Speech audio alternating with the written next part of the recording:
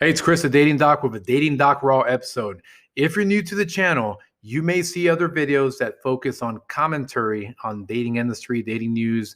You'll see tips and advice, but this is Dating Doc Raw. What is Dating Doc Raw? It is what you would call my authentic hot take, sometimes the mean side, where I cover things from feminism, manosphere, dating news, etc., etc. So what are we going to talk about today? So for women listening, this may be very educational, regardless of the fact that it's going to be focused on three movements which encompass and fall underneath the manosphere.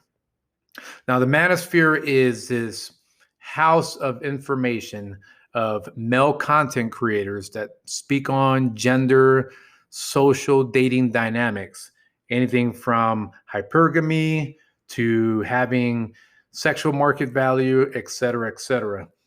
And they've divided themselves, the manosphere. Well, the irony is they've really divided themselves, but that's a whole nother video. They have divided themselves into different camps, different schools of thoughts, right? And they use the analogy of the pills, which is actually in reference to the Matrix. Speaking of irony, the Wachowski brothers, when they used the symbolism of red and blue pill, right? When Neo has a decision to make, Morpheus hands him two pills. He presents them to him. And he says, if you take this pill, you're basically still sleeping, which is the blue pill. And if you take this other pill, the red pill, you will awaken and see the world for what it really is. Now, drum roll. This is where a lot of the YouTube content creators and followers got it wrong. The Wachowski brothers were wanting to use that as a metaphor for true enlightenment, which has more origins in Buddhism and reaching nirvana than it does this raging red pill culture that we've gotten to. So these labels, these groups have been broken down into black pill, red pill, and blue pill. And I purposely did that order because I wanted to kind of go from the bad news, in my opinion, to somewhat of the good news. Many people will disagree with this video, audio, video, whatever you want to call it. So without further ado, let's look into these three representatives of the manosphere.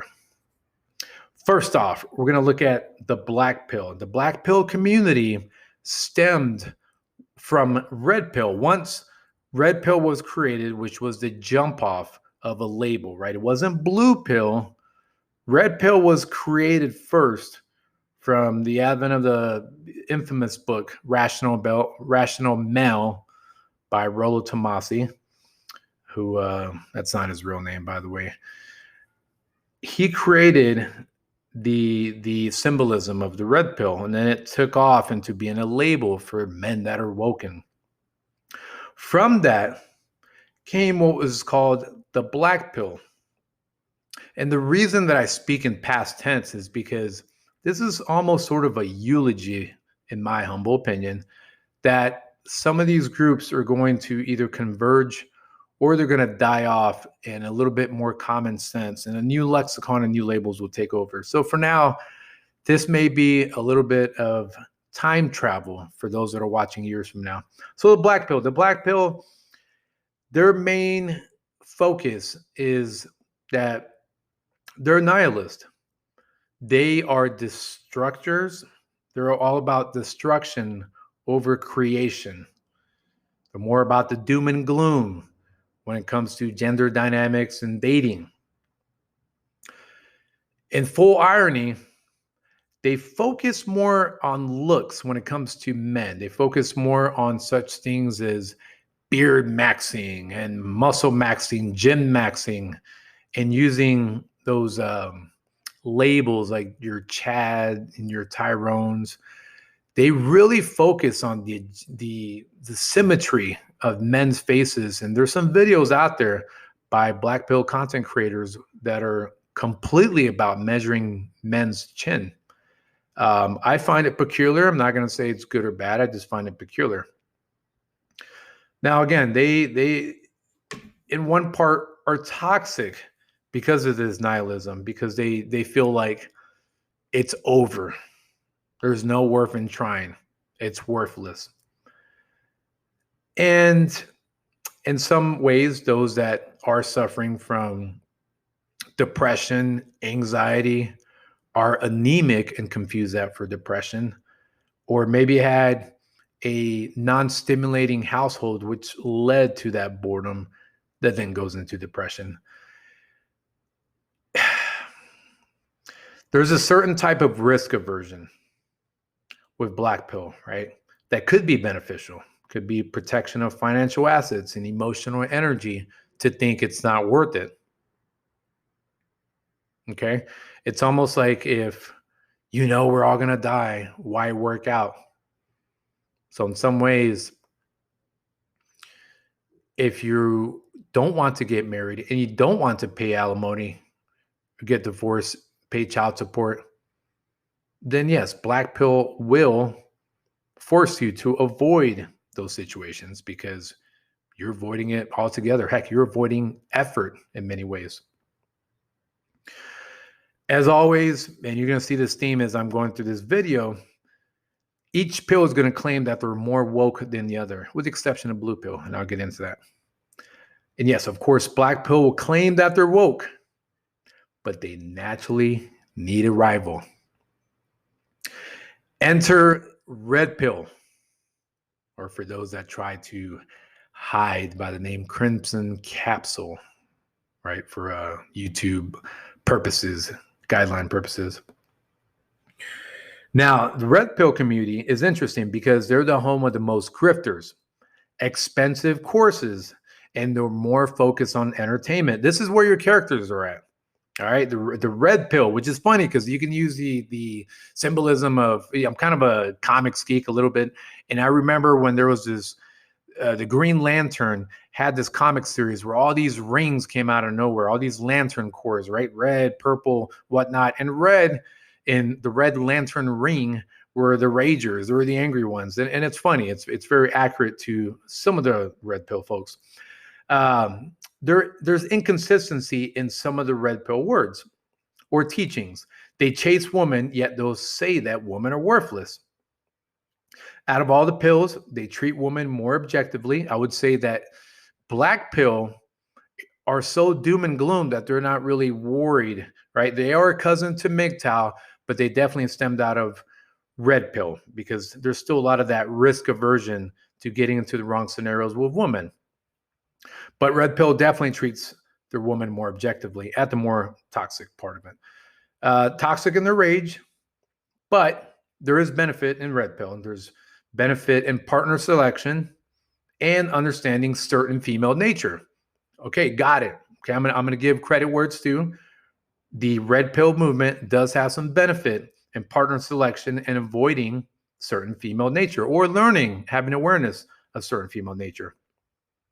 So yes, it does provide situational awareness, okay? But as I talked about, they also claim they're woke and naturally need a rival, which has not only become every other pill, but ironically, red pillars are now fighting amongst each other to the point that they're bastardizing what the movement even means. And that's okay because there's going to be a lot of self-reflection happening in this community where you're going to be able to discern who the grifters are from what's beneficial information. But I do believe that those that are providing beneficial, quote unquote, red pill type of information will not need to label themselves red pill because now there is this pool of red pill also being associated with grifters, with this polarized type of thinking, confirmation bias, cliquish, toxic, cult-like thinking that is very honestly juvenile and non-constructive for the legacy that a man wants to lead in their life. With that said, the ones that the red pill call beta simp, beta bucks, the ones that they've created themselves, the blue pill, which again, the blue pill are the ones that still believe in the white picket fence and the 2.5 kids and happily ever after. And instead they get taken to court. This is all, again, created by the red pill. A lot of blue pills, they're not out there proclaiming, right? They're not going to have a bumper sticker on the car saying that they're blue pill.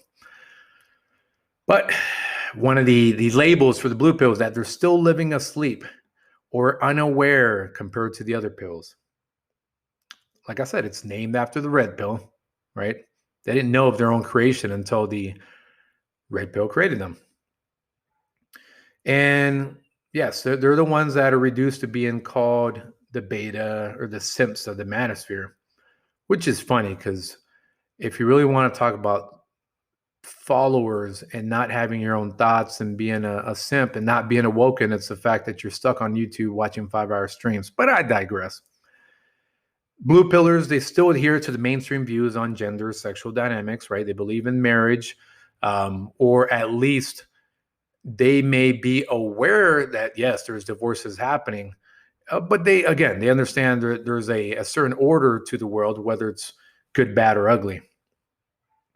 With that said, the advantage of blue pill is they're not caught up in the infighting because, again, the label was not self-placed. It was placed by red pill. So they might even be aware, but they don't care about the labels or the divisive narrative.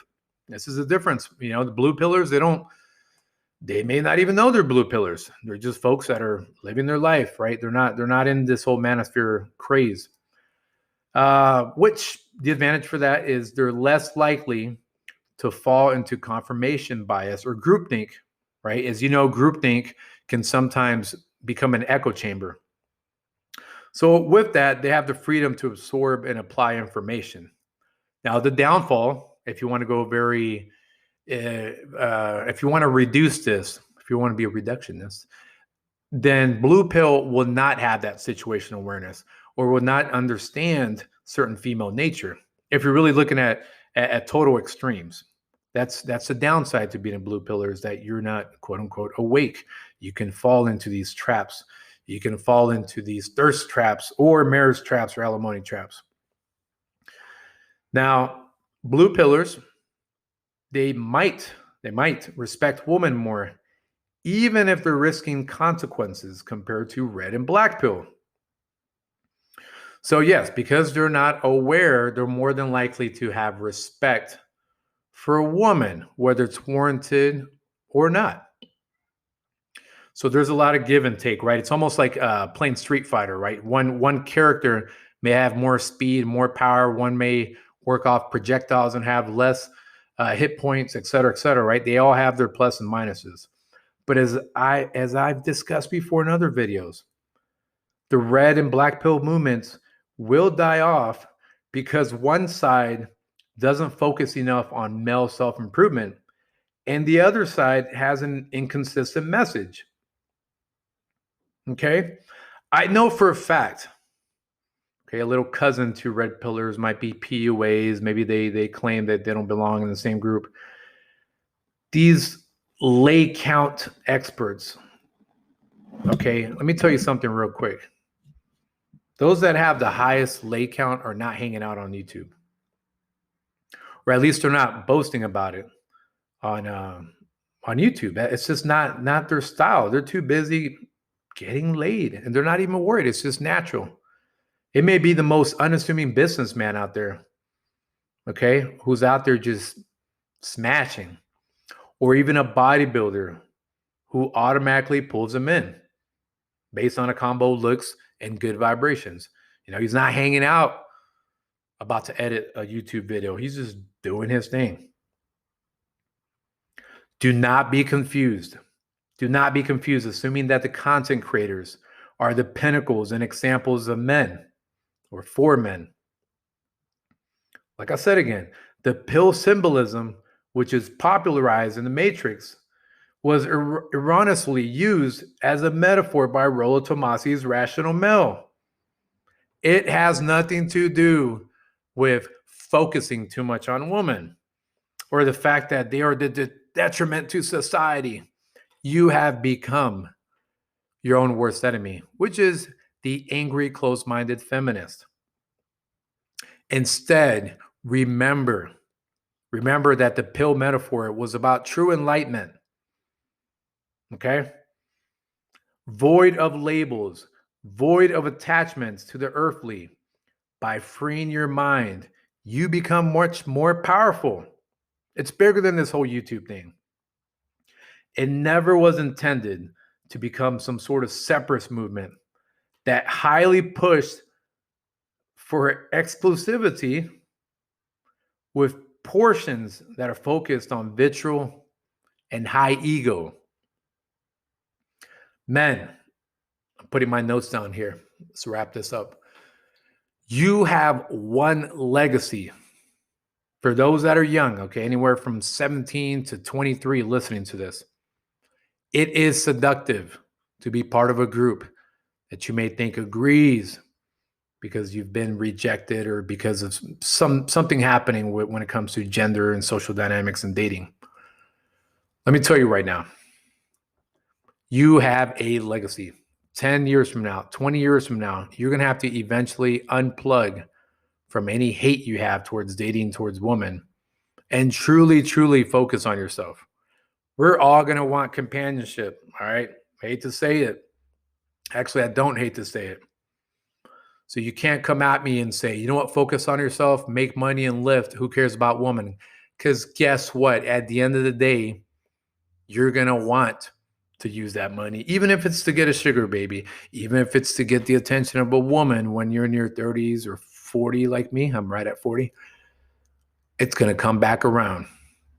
You are going to want the attention, the validation, the confirmation that a woman has accepted you.